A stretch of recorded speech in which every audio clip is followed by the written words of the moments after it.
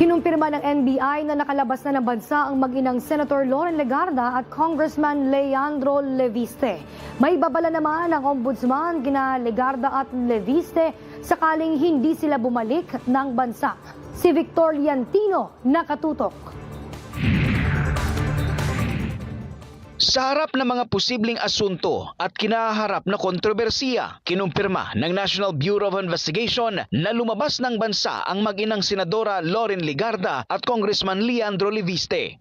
Nagbiyahe sila August 2, Sunday.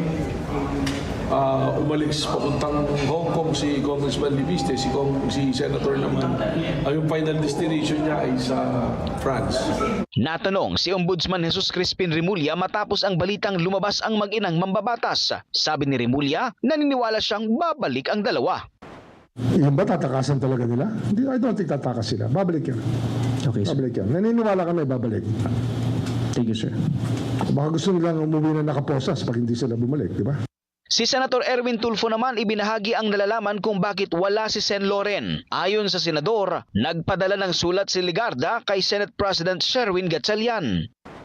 Fairness to her, medical leave po, kausap po namin ni SP, yung aming executive secretary. Ang sabi naman na nag-file po ng leave si Senador Loren. Kaya nga po, nung mahiring po ng kuan, wala po siya.